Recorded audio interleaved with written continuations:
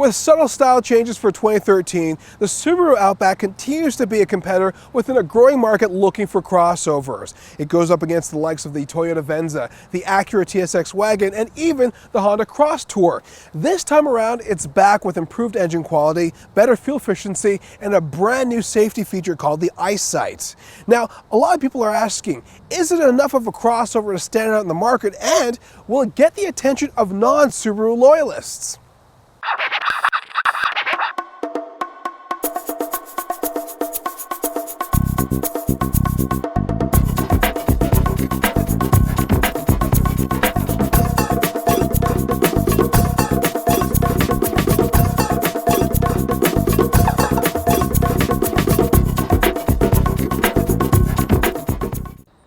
All right, let's give you the goods. Here's the breakdown on the 2013 Subaru Outback. For 2013, there are two engine options. There's a 2.5 liter, which makes 173 horsepower, as well as 174 pound-feet of torque. Today, our tester is a 3.6 liter, which makes 256 horsepower and 247 pound-feet of torque. Transmission options are as follows. Available is a 6-speed manual or 5-speed automatic, and standard on the 2.5 limited model is a CVT transmission. Of course, with Subaru, the drivetrain is symmetrical all-wheel drive, and when it comes down to fuel efficiency, the 5-speed automatic makes 18 in the city, 25 on the highway, as well as a combined 20. For the 6-speed manual, there's 21 in the city, 28 on the highway for combined 24, and the CVT wins out at 24 in the city, 30 on the highway for combined 26 miles per gallon. Last but not least, you want to know the price. The base 2.5 liter starts at $23,495, with the high and limited starting at $29,095. And the base 3.6 liter starts at $28,295, with a high and limited starting at $32,095.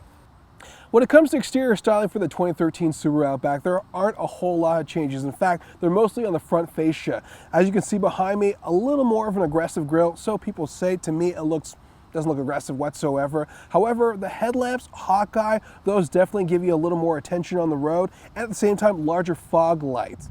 When it comes to the side profile, the big change are the wheels. Essentially, you've got 17-inch alloy wheels, which are standard on the limited versions of the Outback. Also, when it comes to the roof, there is a new roof rack with cross rails, which actually are adaptable via an Allen key. And for those of you out there who would like more color variety, the Outback is now available in red and silver. When it comes to the brand new Outback, it looks traditionally and classically Subaru. You've got some wood finishings on this particular model, which is the limited, as well as some nice leathers. But what they've done for the base models, they've upgraded the cloth interior. But the one thing I still question is the wood.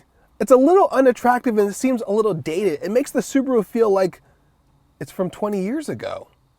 Now, when it comes to display and technology, on the dashboard, you've got a brand new LCD screen, which gives you different indications of your driving and more. Also, in the center console, for the limited version that is, you have a front navigation as well as a rear view camera. Styling itself is very simplistic and attractive. It's very Subaru, as I mentioned earlier. When it comes to cargo space, back seats are just as comfortable as what you would find in the front. Lots of leg room as well and ceiling room.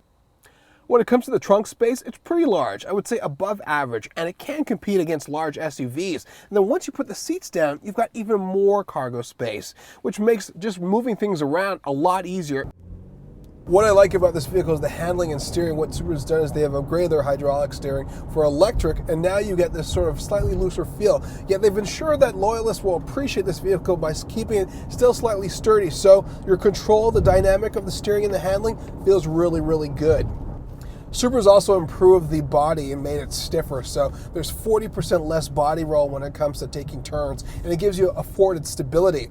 One of the new safety features, which is strictly for the Outback and the Legacy, and often found in some luxury vehicles, is the brand new EyeSight program. And essentially what it does, it's got two cameras located right next to the rearview mirror that monitor the direction that you're going in to ensure that if there's any obstructions or action that needs to be taken, the car will apply the brakes all by itself. Now, how it works, take a look. We're in a controlled space and we're going to test out the new EyeSight function. Now, obviously it works, but what's the sensation truly like? Deaccelerating and see, and it's, whoa! And it stops. We feel good about it and it works. Essentially, the EyeSight front display gives you an indication that there's an obstacle in front of you. You've got the auditory signal that tells you something's happening, and also you come to a nice, full, safe stop. In its fourth generation since 1995, the Subaru Outback has evolved moderately in looks both on the inside and the outside. But what makes it worth the money in 2013? The brand new tech, the brand new safety features, as well as the overall family functionality. It is a classic crossover that you either hate or love. But when it comes to all weather conditions, as well as all-wheel drive, it is still a champion. For more of this review and others like it, visit AutoGuide.com.